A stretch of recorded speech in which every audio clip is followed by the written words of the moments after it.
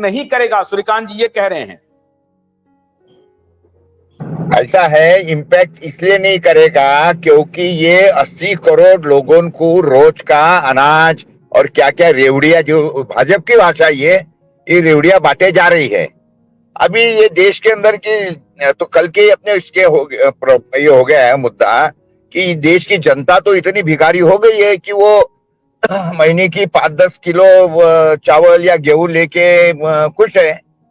तो अभी ये तो बात कहना क्या बोलना, कहना या बोलना कि नहीं नहीं वो क्या बोलते उसको मुद्दा असर नहीं करेगा, ये तो अभी 100% नहीं बोला जा सकता है।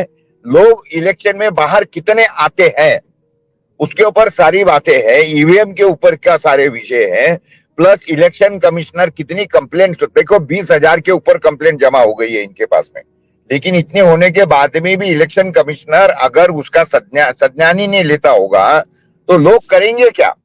ना इलेक्शन कमीशन सुन रहा है, ना ईवीएम हटा रहा है, ना लोगों को ईवीएम दे रहा है। तुमको इतना है ना तो दो ना, लोगों को 10-15 ईवीएम की मशीन तुम्हारी निकाल के दे दो, वो उसके अंदर लोग अपना रिसर्च करके बताएंगे कि इसके अंदर होता या नहीं होता। क्यों नहीं दे रहे भाई? और जबकि इनके पास इतनी ईवीएम गायब है। ईवीएम के ऊपर भी अलग से हम लोग ये शो करने का प्लान कर रहे हैं, संभवतः हम लोग कल ही करेंगे ईवीएम के ऊपर। हम उनको एडवोकेट जी से बात भी कर रहे हैं जिन्होंने मार्च निकाला था। लेकिन चलते चलते अखिलेश जी से ये जानना चाहते हैं। अखिलेश जी, आपने कहा कि भारतीय जनता पार्टी को महाराष्ट्र में चुनौती मिलेगी महाविकास आघाड़ी से। सूर्यकांत जी ने कहा कि भ्रष्टाचार का मुद्दा, जो हमने अभी सवाल पूछा जिसको प्रकाश जी ने कहा कि अजित पवार जी को आपने डिप्टी सीएम बना लिया, ये मुद्दा है। लेकिन वो कह रहे हैं कि लाभार्थी वर्ग जो है, जो चुनाव जो होना है उसमें ये मुद्दा बहुत गौण हो जाएगा, बन भी जाएगा, तो इसका कोई प्रभाव नहीं होगा और भारतीय जनता पार्टी को एज है इलेक्शन में। नहीं, मैं इस बात को नहीं मानता। देखिए, सेंटीमेंट का असर हर जगह होता है। महाराष्ट्र में आज भी सेंटीमेंट जो है उद्धव ठाकरे के साथ है। ये एक बहुत बहुत बड़ा सच है ये।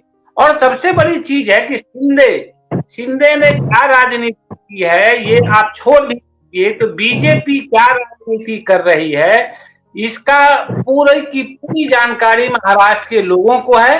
क्योंकि देश की बात छोड़ दीजिए, महाराष्ट्र के लोग बीजेपी के समूचे खेल को समझ रही है।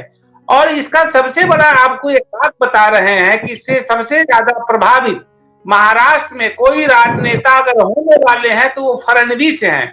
फडणवीस की वजह से ही महाराष्ट्र षड्यंत्र किए गए, एक छोटी सरकार को उसने गिराया फडणवीस ने। हालांकि इसका फायदा फडणवीस को नहीं हुआ। फडणवीस को लगा था कि सरकार हम गिरा देने के बाद हम मुख्यमंत्री बन जाएंगे। अब मुख्यमंत्री तब थे, अब वो डिप्टी सीएम के रूप में काम कर रहे हैं। और इसका एक मेजर लाभ समझिए महाअघाड़ी को मिलेगा, और महाअघाड़ी समझिए कि इस बार बीजेपी को आउट कर देगी वहां पर। और ये जो है ना, देखिए, भ्रष्टाचार की कहानी हो, कौन सी कहानी हो, देश में, देश के अलग अलग राज्यों में भ्रष्टाचार के अलग अलग कहानी है। महाराष्ट्र का तो सबसे बड़ा मुद्दा यही है कि जितनी योजनाएं वहां आने वाली थी सारी योजनाएं गुजरात भेज दी गई। वहां के लोगों के लिए यह भी एक बहुत बड़ा सेटलमेंट है। और ये बीजेपी सरकार पर हैमर करेगा वहां का लोग। शिंदे ठीक है 30 सेकंड में सूर्यकांत जी कह रहे हैं कि बीजेपी को इस बार बहुत बड़ी चुनौती मिलने वाली है और महाविकास आघाड़ी जीतेगी, बीजेपी हारेगी, और हार के जो सबसे बड़े सूत्रधार हैं वो फडणवीस होंगे, ये कह रहे हैं अखिलेश अकील। नहीं, बिल्कुल नहीं है। देखो, पिछले चुनाव में भाजपा को 23 सीट मिली थी। इस बार के इलेक्शन में कुछ भी करे तो वो 23 के नीचे तो जाएगी नहीं। हो सकता है यानी एनडीए गवर्नमेंट की सीटें कम हो सकती है, लेकिन भाजपा की सीट कमी होती है उसमें से कहीं से नहीं लगता है। क्योंकि चुनाव जो लड़े जाते हैं ना साहब, वो इसी मुद्दे पे नहीं आता है। चुनाव अलग मुद्दे पे चले जाते हैं, उसका नेशनल मोटिव रहता है, नेशनल पॉलिटिक्स आता है उसके अंदर। लोकसभा के चुनाव ऐसे, विधानसभा या फिर स्थानिक स्वराज्य संस्था के चुनाव के जैसे नहीं रहते, उसका अलग इम्पैक्ट आएगा। और छोटे धरातल का ऊपर जो कार्यकर्ता बूथ का जिसके पास नेटवर्क होगा वो आगे जाएगा। प्रकाश जी, क्या होगा? एक तो शिवसेना, आपने जैसा अखिलेश जी ने कहा कि बाला साहब ठाकरे के प्रति सेंटिमेंट है, और महाविकास आघाड़ी को एज है, भारतीय जनता पार्टी बैकफुट पर है। सही बात है ना। सूर्यकांत ने जो बोला है उसके अंदर की बातें ऐसे है कि देखिए, बूथ लेवल मैनेजमेंट तो ये लोगों के पास में बचा नहीं है, कांग्रेस के पास में तो बिल्कुल नहीं है। वहां तो सारे के सारे नेता ही है और सारे के सारे क्या बोलते हैं उसको, जागीरदार बैठे हैं वहां पे। भाजपा कांग्रेस के पास में सेवा दल पहले था, बहुत अच्छा वर्किंग था। कांग्रेस ने वो सेवा दल की दुर्गति कर दी है। और जिस तरीके से ये मैनेज होना चाहिए, यानी कहने का मतलब बाकी का विपक्ष जो बचा है अभी, बचा कुचा, उनके पास में भी कार्यकर्ता ग्राउंड लेवल पे काम करने वाले नहीं है। वो कार्यकर्ता या ये जो बूथ लेवल मैनेजमेंट जिसको बोलता है सूर्यकांत, तो वो तो डेफिनेटली सिर्फ बीजेपी यानी आरएसएस के पास ही है। उसके बावजूद भी भला ही मुझे कोई आदमी उठा के घर से लेके चले गया, जरूरी थोड़ी है कि मैं उसी को वोट दूंगा।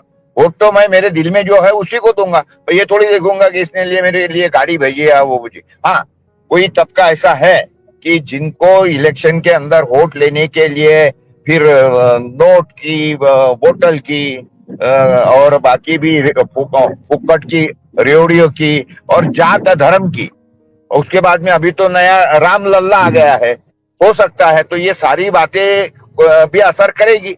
राम लल्ला का तो अभी बहुत ज्यादा बड़ा असर है। तो अभी तो घर घर में क्या बोलते उसको, अक्षता बांटे जा रही है। अब वो कहां तक के कितना लोगों के दिमाग में आता है, क्या होता है। लेकिन ये बात तो जरूर है कि लोगों को आर्थिक बाजू इतनी ये नहीं हो जाएगी। लोग ज्यादातर इसी के ऊपर ये हो जाते हैं। और अभी आने वाला समय बाकी है ना। अभी जैसा उस समय पे पुलवामा कर दिया, उस तरीके से अभी और ये कुछ कर देंगे, हिंदू मुसलमान करवा देंगे, अयोध्या मंदिर के ऊपर कुछ हल्ला उल्ला कर देंगे। अभी तो बहुत बाकी है जी। अभी तो झांकी है, मेन सिनेमा तो बाकी है अभी। बहुत बहुत शुक्रिया प्रकाश जी और अखिलेश जी। आप मुस्कुरा रहे हैं लेकिन समय खत्म हो गया है। हम कोशिश कर रहे हैं डिबेट को क्लोज करने का आधे घंटे में।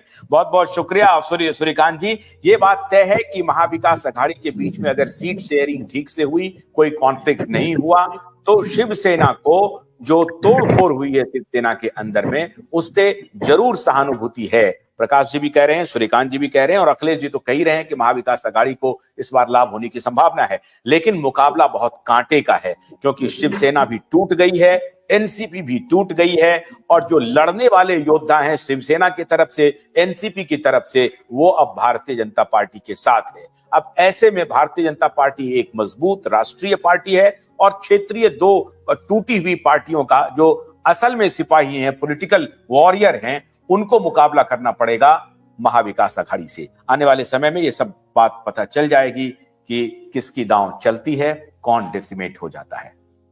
तो आज बस इतना ही, कल प्रहार में और बात करेंगे। आशुतोष कर मत दीजिए, नमस्कार।